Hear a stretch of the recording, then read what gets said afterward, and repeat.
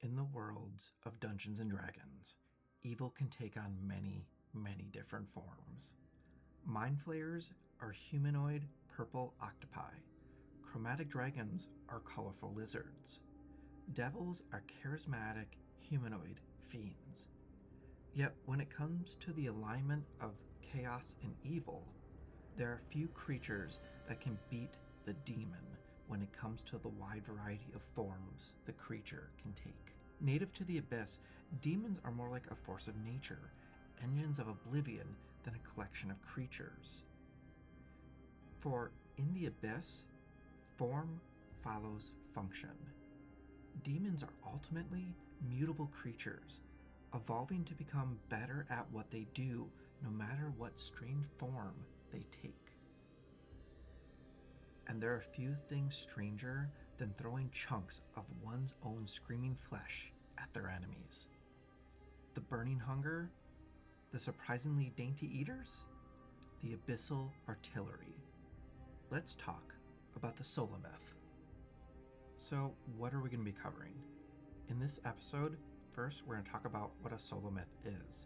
Next, we'll dive into its origins or try to figure out the possible origins for the Solamith.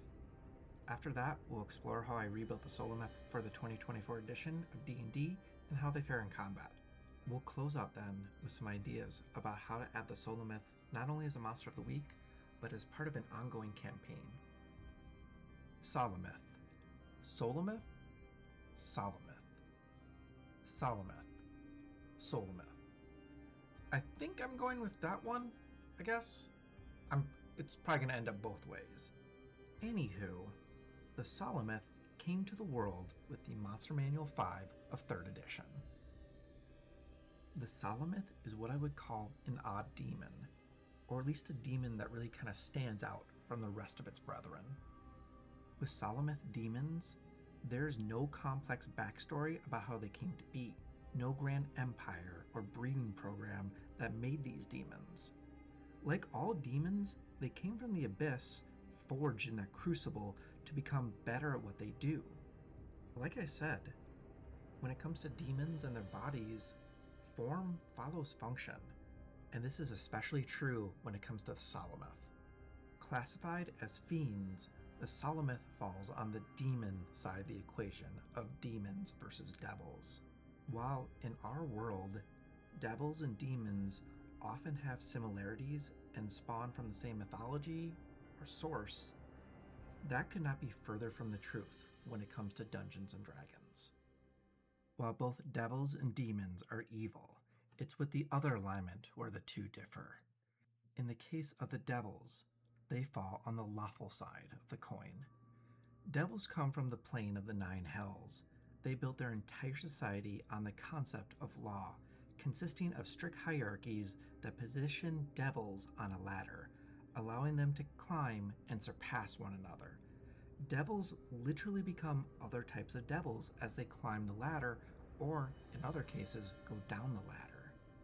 Devils overall are schemers and plotters. Thanks to their lawful leanings, devils often use guile and subtle manipulation to get what they want.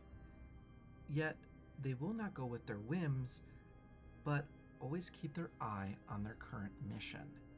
They're not torturing you for fun. No, they do it because it's their job, and they won't risk the centuries they put in of working towards a promotion by torturing outside of the box. With devils, there is always a reason for everything they do. On the other side of that coin is the chaos of the demon. Demons come from the Abyss and are basically pure manifestations of rage and hate. So they tend towards mindless destruction instead of tactical plots, and the quote-unquote hierarchy of demons is very, very, very loose. Demon lords quote-unquote rule over others through brute force and by basically being bullies who know, hopefully, that they can get away with it. I'm going to say again, demons aren't stupid, but they are numerous, impulsive, and fearless. Fearless because demons don't actually die unless they're killed in the Abyss, so they can be reckless not only with themselves, but other demons their plans, and everything. All that matters is imminent chaos and destruction. Both are evil, but devils prefer order and demons prefer chaos, and they hate each other for that. And when they go to war, well, demon lords are going to bring Solamiths.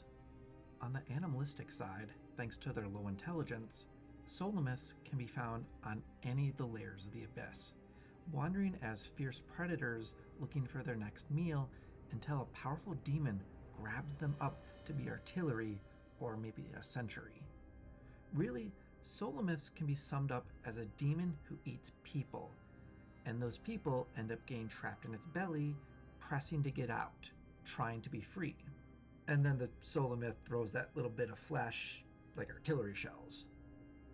That really covers the two aspects of this rare and dumb demon in the abyss: artillery and gluttony.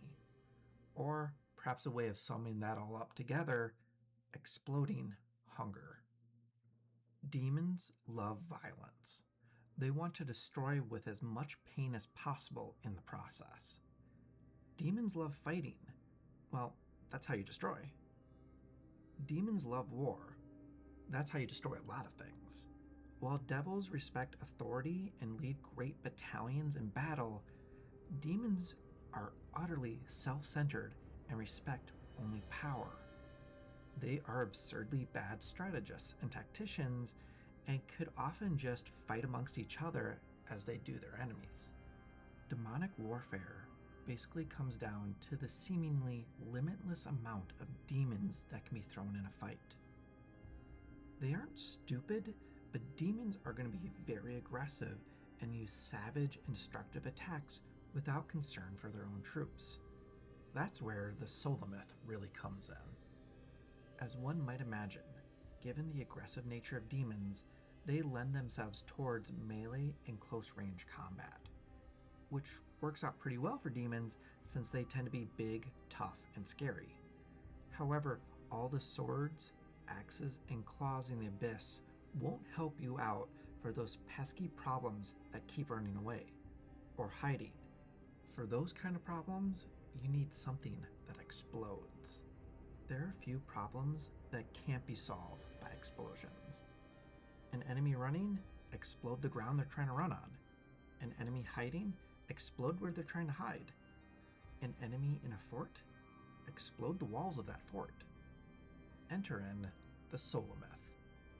As the construction of artillery shells is too expensive, time-consuming, and would keep them away from fighting for periods of time, Solamiths instead tear off and hurl chunks of their own flesh, which explodes as unholy fireballs. They can even rip off greater hunks of flesh to increase the size of the blast radius or just the raw damage overall. For the record, Solamiths love doing this, and they kind of don't care who they hit as they throw their, evil fireballs. They are instinctive predators that don't care for the suffering they cause. Mortals are great to, hit, but if demons are too close, well, so bad, so sad. That's pretty standard when it comes to demons, though. Now, you might think that tearing off chunks of your own body, if for nothing else, would mean that the Solamiths can only hurl their fireballs for so long.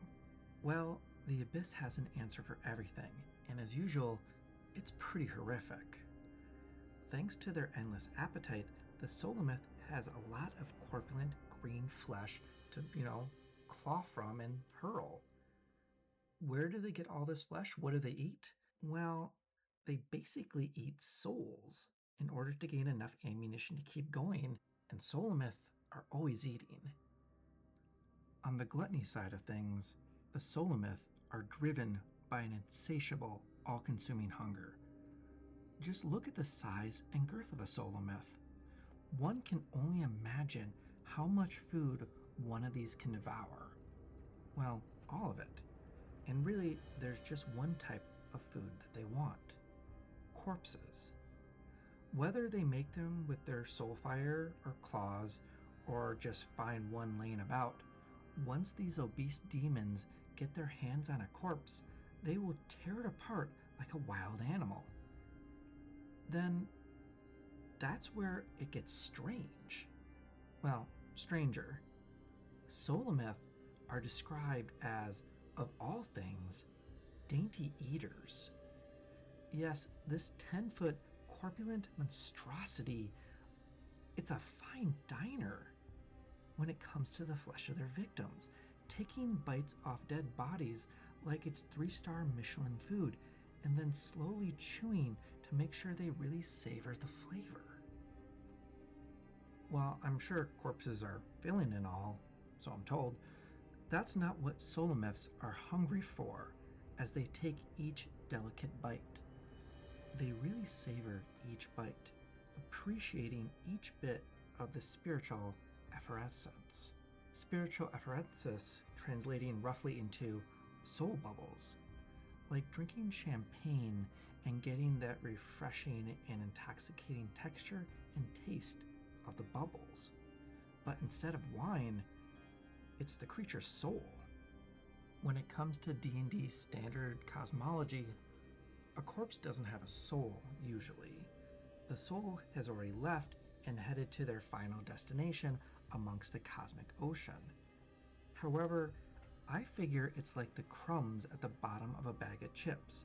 Soul stuff, or bubbles in this case, remains behind. And the most flavorful part, if I might add, the most punch-in-the-face part of a bag of chips are those crumbs of pure seasoning with little bits of crunch at the bottom of the bag to keep it interesting. After devouring a victim, a tortured face appears just under the skin of the Solamith's belly, thanks to the soul bubbles being consumed. Really, it's my guess it's not actually the soul of the victim since that's already gone, but it's merely the echo of the soul that's begging for release. At least, that's what I sincerely hope is happening. When it comes to their mechanics, Solamiths are really built around their soulfire ability. But before we get to soulfire, Solamiths do have a bunch of defenses to keep them going. As a demon, a Solamith has both magic resistance and demonic restoration. Not only that, but as a bigger screw you to magic, the Solamith has a bunch of immunities to common conditions and damage types, as well as resistance to acid. Throw in regeneration 2 to help keep those hit points up, which the Solamith is going to need to burn everything down. The Solamith has a slam attack, but, don't. Just don't. Instead, might I recommend throwing hellish fireballs. As an action, by taking 5 hit points worth of damage, the Solamith can hurl essentially a fireball at a point within 100 feet of itself. I upgraded it from the 4d6 in 3rd edition to the fireball equivalent 8d6 for my conversion to make it more of a potent threat. It's actually slightly better than a fireball mechanically since it deals half fire damage and half necrotic damage to everybody within the 20-foot blast radius. There's no recharge on this ability, so the Solamith can do this every round so long as it has 5 HP to spare, which it will likely have thanks to its regeneration of 10 hit points at the start of its turn so long as it hasn't taken any cold damage, its soul vulnerability. It's a pretty good attack, but that's just the start of it. The Solamith can juice up its soul fire in 2 different ways. By carving off 5 more hit points, the Solamith can expand the area of the sphere from 20 feet to 40 feet, catching way more enemies if they only sprout out a little and think they're safe from the normal attack. Taking off a massive hit of 10 additional hit points, in 3rd edition, the Solamith maximized the damage. Basically, each dice is considered to have rolled a 6. The 5th edition, 14th level ability, Overchannel of the Evocation Wizard comes to mind as a similar ability. I decided ultimately to go with a similar, but very much more potent effect since it is dropping a good chunk of hit points to do this, the Solamith doubling the amount of dice for the attack. So for 20 hit points out of an average 137, a Solamith can hurl a 40-foot radius 8d6 fire and 8d6 necrotic bomb. It can't do this every round, but the rounds it can, devastating. A Solamith needs that point of a ranged attack, as if it's caught in melee, it only has a weak slam attack to fight back with. Unless it's hit with a melee attack, that is. A melee attack against the Solamith rips open a hole into its flesh and unleashes a burst of soul fire, essentially a fire/necrotic breath attack as a reaction, hitting the attacker and possibly those behind it in a cone. Now, a Solamith can't spice up this attack like it can with a normal soul fire, but I think the equivalent of a dragon's breath as a reaction, that seems like a good response. A Solamith is a vicious, animalistic hunter. It doesn't have great tactics beyond hitting enemies with soulfire as often as possible. That doesn't mean it's dumb. It still has to make some sort of tactical decision, specifically with its soulfire ability. Thanks to soulfire, a Solamith wants to fling demonic fireballs every round and keep out of melee. It's fast enough to be able to do so as well, with a speed of 40 making adventurers have to work to keep it into melee. And if they do hit it in melee, well, they get a soulfire as, a thanks. Now, the real question in a fight is when to boost and what to boost. While increasing the soulfire's area is more of a specialized boost in my opinion, the Solamith I think will likely juice the soulfire's damage as often as it can. With its regeneration, a Solamith could boost the damage every other turn and remain near full health. The 3rd edition entry even mentions when a Solamith has lost more than half its hit points, that's just when it's going to use its normal version. So for the first part of the fight, it's just boosting the soulfire every round. I really think that's the way to go. Do as much damage as possible in the beginning, and then let the regeneration bring the hit points back up. That way it can juice again. And then it's just a rinse and repeat. Like every other demon, it fights to the death. Being essentially mobile artillery pieces, the Solamith fit in a military-style campaign. A demonic army could be going after a kingdom, and the party is hired as a sort of special forces unit sent after threats to the king's men. And I really can't think of too many bigger threats than endless fireballs. In a D-Day style story, there has been a demonic invasion against a kingdom or maybe multiple kingdoms. Now, the mortal kingdoms finally are going to launch a counter-invasion on the shores of the demonic-occupied territory. The problem is that the invasion landing zones have a bunch of artillery in the form of Solamiths. In order for the counter-invasion to succeed, the party is sent to take out or disrupt the Solamiths, so the invading soldiers, the invading force, doesn't get wiped out immediately before they actually make it to shore. Behind enemy lines, the party only has a set amount of time to take out the Solamiths, and each one they fail to stop could be devastating when the invasion finally reaches the beach. Demonic Balors are known to keep Solamiths, not as artillery, but to dispose of troublesome prisoners. An ally of the party, or someone they need info from, has been captured by a Balor, taken to a fort, and will soon be fed to their pet Solamith. If the party doesn't act soon enough, when they arrive, the Solamith could be throwing their friend right back at the party, but with a fiery twist. Or perhaps the person can't be resurrected until the Solamith is dead. With their friend dead, or, the person they need info from dead, what does the party do? The person possibly can't be resurrected until the Solamith's dead, so they have to kill the Solamith.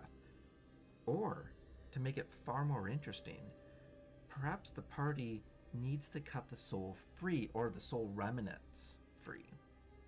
It's mentioned in the monster entry that powerful demons don't just use Solamiths as artillery pieces, but as sentries too. Perhaps an ancient tower or fort has a Solamith guardian at the very top, bullied by a powerful demon ages ago to act as sentry or protector of this particular location. A guardian that could remain well after a conflict is ended, forgotten or ignored by their demonic commander. Tales of powerful, twisted fireballs that rain down from the sky for any foolish traveler that gets too close. Perhaps traveling by the tower is the fastest trade road, so the party is hired to figure out what's going on at the tower and try to stop it. Getting the Solamiths out of their normal element, here's an interesting fact. They actually speak Draconic, which is really interesting since that implies they have to encounter dragons enough to pick it up, even with their limited intelligence. They have some sort of, encounter with dragons. Now, given that dragons fly, I wonder if part of the reason their artillery is to help deal with dragons. Now, let's say a Solamith has found its way to the mortal plane and has taken a liking for draconic flesh, and it has started, hunting dragons.